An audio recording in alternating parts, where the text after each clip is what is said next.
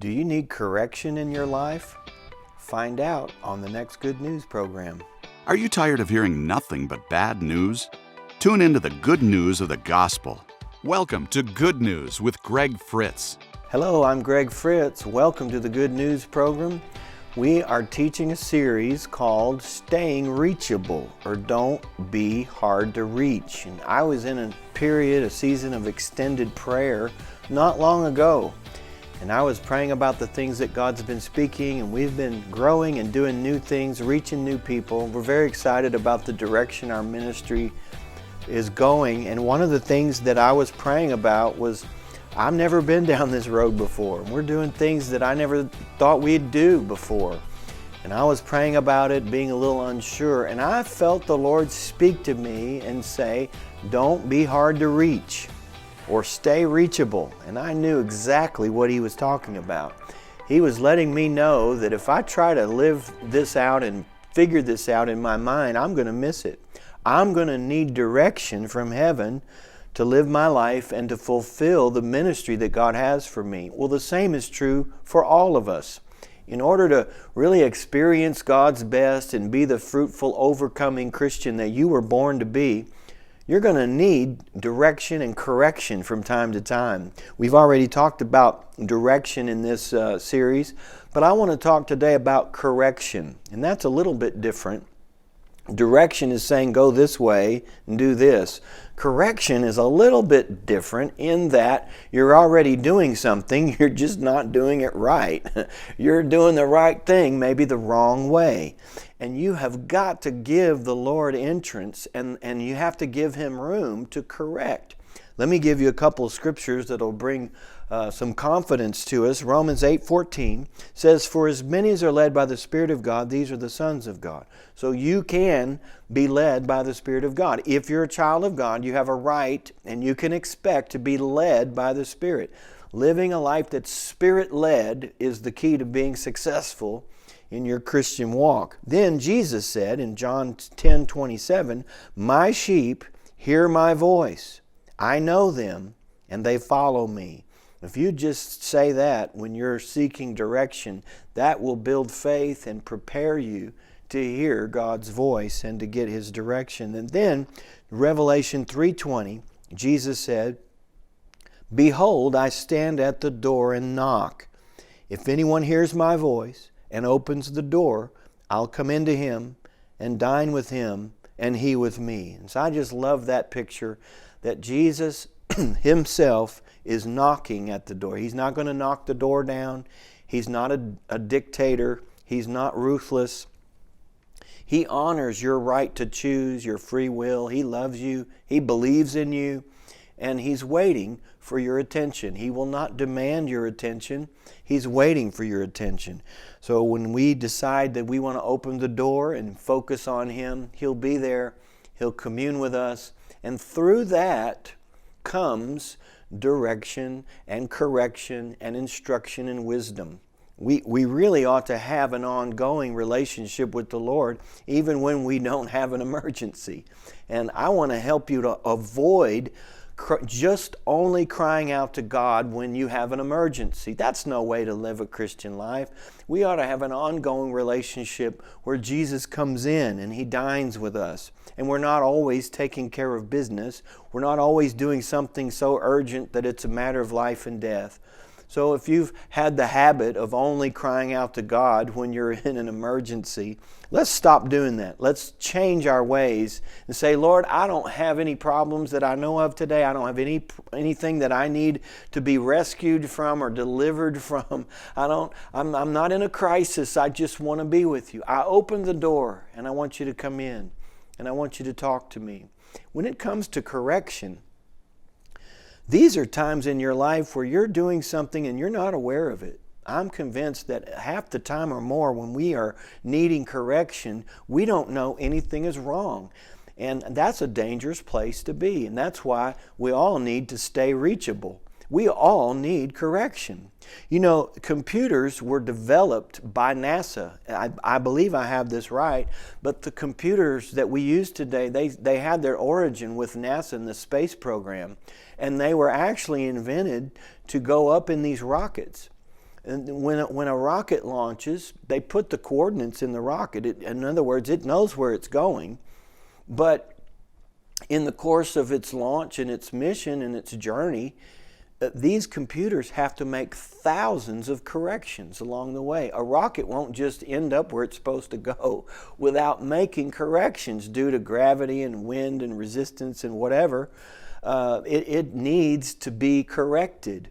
And so thousands of corrections are necessary to keep a rocket on course. And I'm telling you, we need correction. If we are left to our own devices, we can get off course, we can have wrong ideas, wrong attitudes, we can be in the wrong place and not even realize it.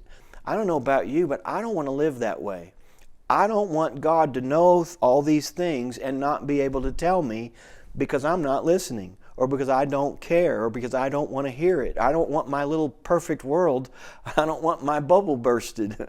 I want to be the first one to know, not the last. I want to know what God is saying and what God is thinking and what God sees that He needs for me. And I want to be honest enough to say, I can't see everything. I may be in the wrong place. I may be doing something that is wrong, and I want to know what it is. Boy, if you'll just open your heart, that opens that door, and Jesus can come in, and you might be amazed at what He'll tell you. You know, I was a Boy Scout when I was younger, and not much younger, but younger, and we would go to Scout camp every summer, and our troop, you know, we started out as Cub Scouts, so we grew all through the scouting program, and we became older and older, and the older we got at Scout camp, the more competitions we won. And so we'd have all kinds of competitions, and we had what was called the underwater swim. Well, I represented our troop every year for the underwater swim because I could hold my breath longer than anybody. And so the underwater swims, everybody gets on the end of the pool, take a breath, you go under and you swim as far as you can underwater. Now the pool was very large, probably it was an Olympic-sized pool, so it was very long. And especially when you're a little boy, it looked like it went on forever. Well, I could swim the entire length of that pool underwater and halfway back on a good day. And there wasn't anybody that could do that. So I always represented our troop. So this one year, I was getting ready to go. I thought, I'm going to get right in the middle of the pool, right in the middle lane. There is no markers, but I'm going to get right in the middle of these boys, and I'm going to win this thing. So we got the starting whistle. I go under, and I'm swimming with all my might. I had a lot of air. Even today, I can hold my breath. My wife compliments me. She says I'm full of hot air, and so that's good to know you're good at something. And so here I'm swimming, and I'm going for it, and I finally reached the wall, and I thought, man, so I came up, and it turns out I was only 3/4 of the way down the pool. I was so confused, disoriented, disgusted. I looked around and I realized what had happened. When I went under, the entire pool was painted white. There's no lines. There was no point of reference. So as I was trying to go to the other end of the pool, somehow I got turned. I made a left turn, a 90-degree turn, and instead of going to the end, I went straight to the edge, and I thought that was the end. I came up. Now, I still won. Even at that, I still won. I never lost that race. But when I came up, I thought, what in the world was I thinking?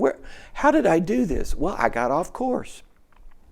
I thought I was right on course. I thought I'm making progress. I thought I'm winning this thing. And I was just as lost as a goose and didn't know it. There have been so many times in my life, spiritually speaking, where that's happened, where you think everything's fine, I'm doing great, and then God will help you, maybe open your eyes. Maybe you have a moment of clarity with God, and you look around and you go, oh my goodness, how could I be so off? How could I get so disoriented that I thought I was going that way and I was really going that way? Well, in a pool, in a competition, it really doesn't mean anything. But brother, in life, it makes a big difference. I don't know about you, but if I start going the wrong way, I want God to flag me down. I want Him to tell me right away. I don't want to waste my time. I don't want to waste my resources. And I certainly don't want to risk my safety, my well-being, my family. I want to be corrected. I understand that in life it will take thousands of corrections for us to get where we're going. There's so many things in this world that can pull you off one way or another. And it's just pride to think that just because we're smart or we're experienced or we're educated that we can make decisions and make every choice we need to make to get where we're supposed to go. You need help from heaven. We need to know that up front. God, I am not going to make it without your help. I need you to interrupt me. I need for you to override me. I need for you to speak to me. And I'm going to stay reachable. I'm going to stay in your presence, and I'm going to spend time with you, even if I don't have to, so that I can know that I'm going the right direction, that I'm doing what you want me to do. If you just had that attitude, we could be corrected and correctable and miss so many. God's not, He's not out there to get you when you get off course, and He's not going to penalize you when you go out of bounds, and that's not His position at all. What He can do is help you stop before you do any damage to yourself. I pray that a lot. I pray, God, deliver me from myself. Don't let me ruin it for you. I want to be reachable. I want to be productive. I don't want to ruin it. I don't want anybody else to ruin it, but I certainly don't want me to ruin it. I need your involvement. And boy, if you'll just make that commitment to God. I told you in one of these lessons that if you want to hear the voice of God, if you've had trouble hearing from God, I'll tell you how to open those lines of communication. Go into His presence, Romans 12:1, present your body a living sacrifice, holy and acceptable unto God. Go to God and say, I will do whatever you want. And you may not know anything that God wants for you at that moment. And it doesn't matter. Say, God, I don't know what you want, but whatever you want, whatever you say, I'm going to do it. I want your will, and I commit to you to do what you tell me to do, even though I don't know what it is. And if you'll make that, if you'll reach that far, do what you can do, place your life on the altar, that is opening the door for the Lord, and He will begin to communicate with you in ways that maybe you've never heard before. You can hear His voice. You can follow His direction. And most of all, He will correct you like no one else can. Correction is just one of those strange, awkward areas. Some people are very, very resistant to correction. They're fine as long as you're bragging on them. But boy, if you ever want to correct them, and think about this, if you're an employer, you know exactly what I'm talking about. You can't just let people in your business just do your job that you've hired them to do any old way. That's just not going to work. Well, they're only going to do it the way they see unless they're corrected, unless they're trained. And people that are resistant to correction, it's hard to get them to produce. It's hard to get the outcome to be what you want it to be. In fact, if you have somebody that's just totally sensitive, hypersensitive to correction, you may have to get someone else, because they're only going to do what they want to do, and all they want to hear is how wonderful they are. All they want to hear is how great they are. And we have a lot of that in the church. I don't want you to get on to me, just tell me how great I am. Well, Paul told Timothy to reprove, rebuke, and exhort. So there's more to it than just exhorting. I know you're wonderful, and I'll tell you you're wonderful. You are what God says you are. You can do what God says you can do. You're a new creation. You're made out of the right stuff. You're first class. I know all that, but you probably need to be corrected.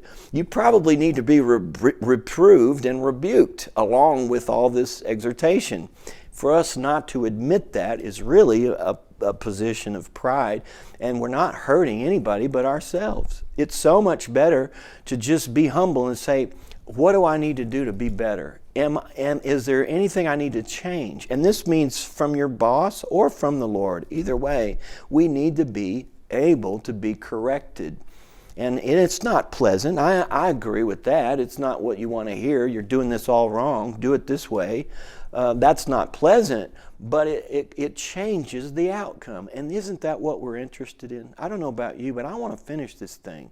I want to run the race that's set before me. I want to be faithful to God. I want to succeed in what He wants, And I want to hear him say, well done, thou good and faithful servant. And if he has to correct me 1,000 times, bring it on. I want that correction because I've set my eyes on the prize of the high calling. I want that more than I want to be praised and want to be right and want to be cuddled and coddled and whatever else everybody wants from people.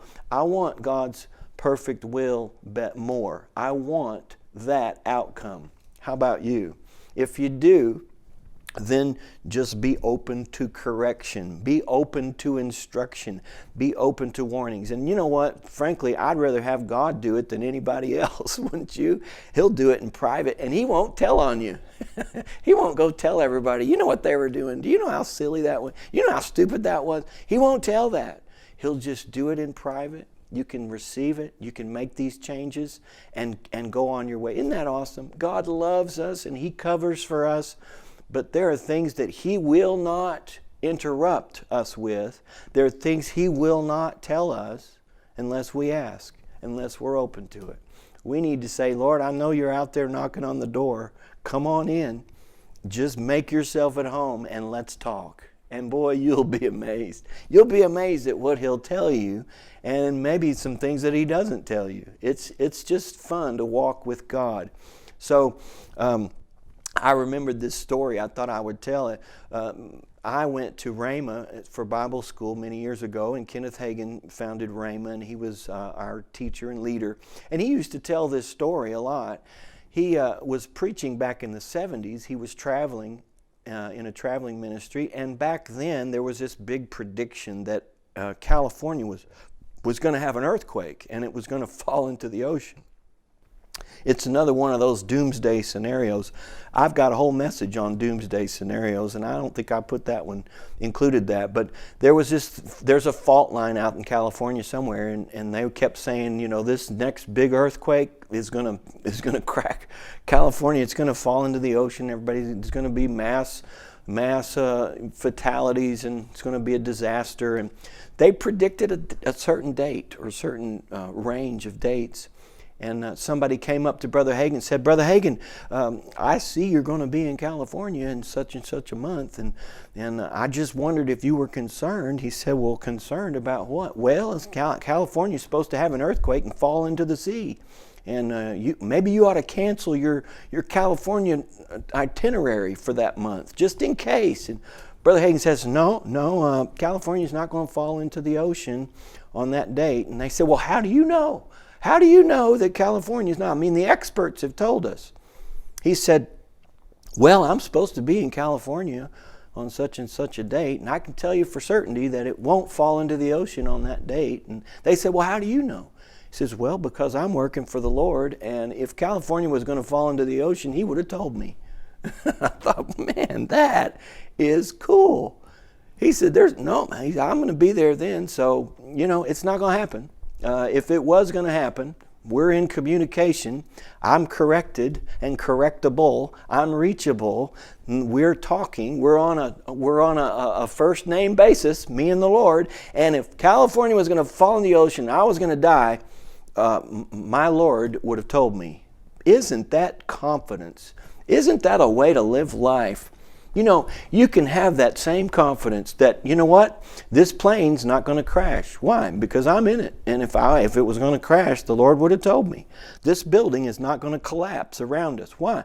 Because I'm in it and I'm doing the Lord's work. And if it was going to, he would have told me. This car is not going to be in a fatal accident. How do you know? Well, if it was, the Lord would have told me.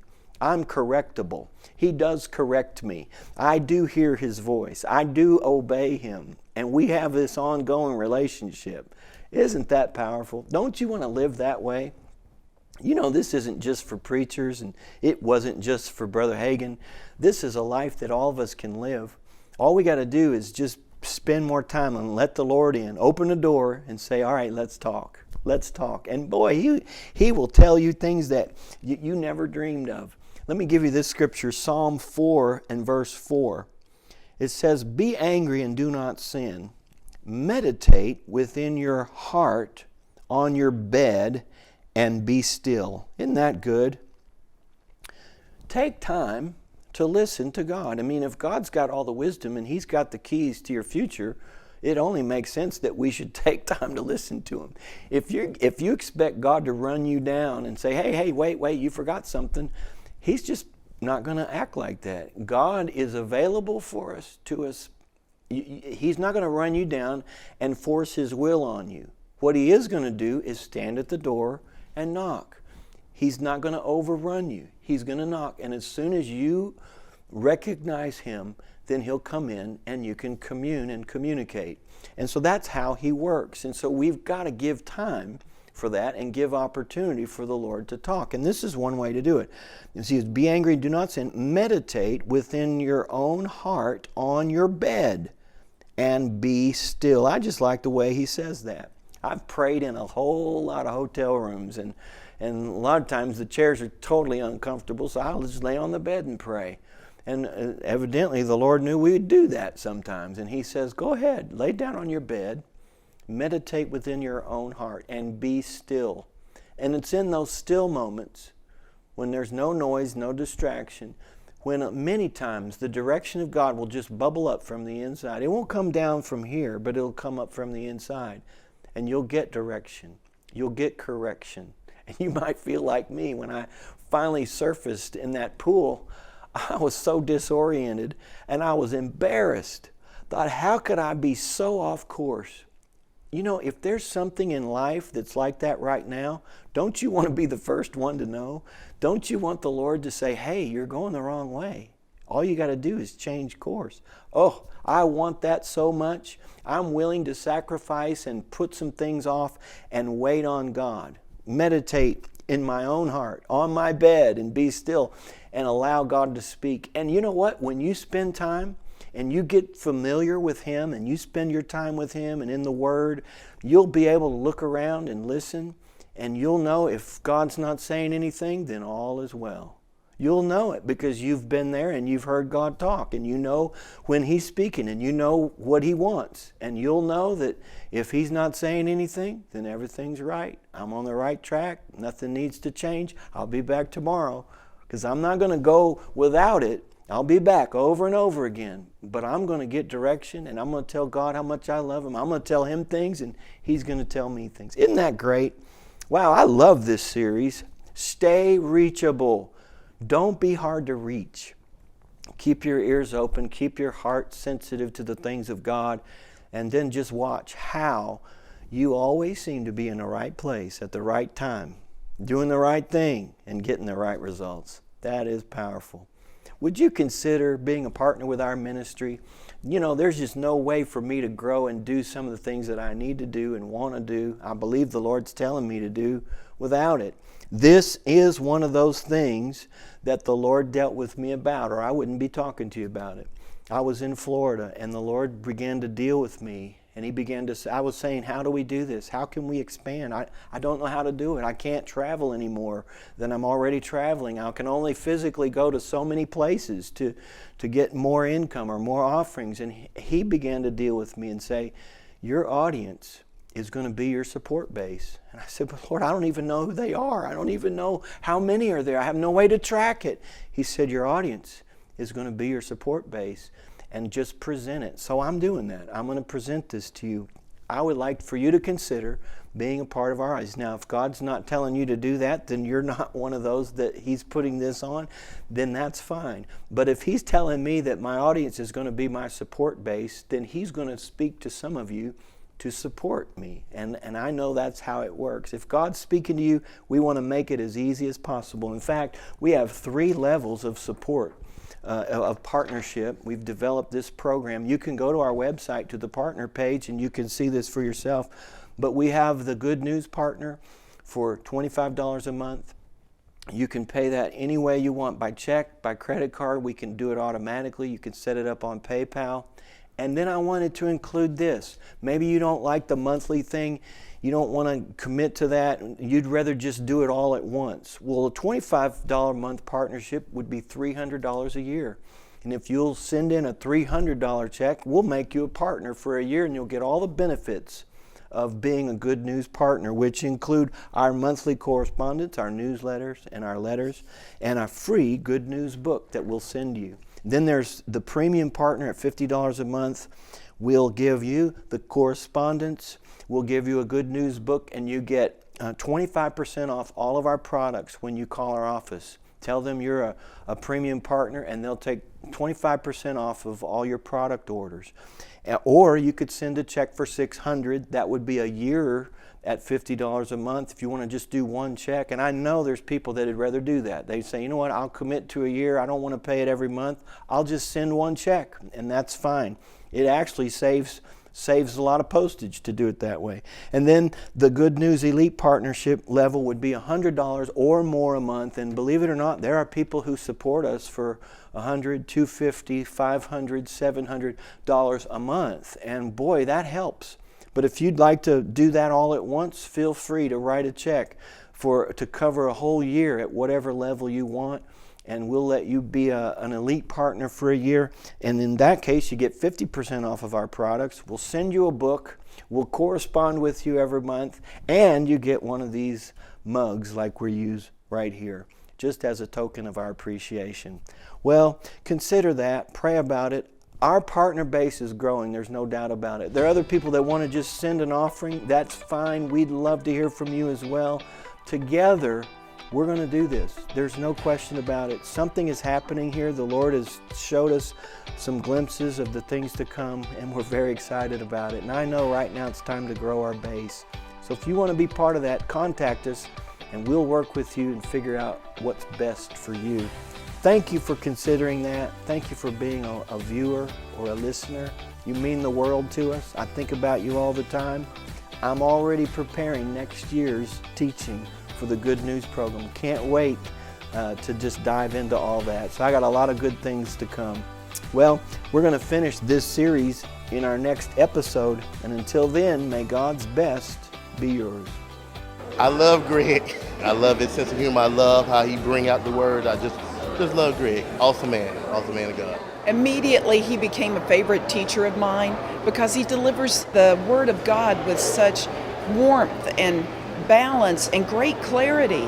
He's just straight to the point and down to earth, and just to let go, be happy. I've been in ministry years. I've never heard anybody teach like this, and I had breakthrough today that's going to impact other people. I am so grateful for Greg Fritz. Are you tired of hearing bad news? Partner with us to tell the world about the good news of Jesus Christ. The faithful financial support of our partners enables us to produce the Good News program. We invite you to donate and partner with us today. Learn more at gregfritz.org. If I need to do something, if I need to make a big change in my life, the Holy Spirit's going to tell me. I'm going to receive that direction in my spirit. I don't have to have somebody else tell me, some prophet come and prophesy my future. I get my direction primarily from the Spirit of God. Then other things on the outside will confirm these things. But I am not going to go by circumstances or evidence. I'm not going to go by a fleece. We have the Spirit of God. It's a much more sophisticated way to follow Him, and it's much better, and it's New Testament.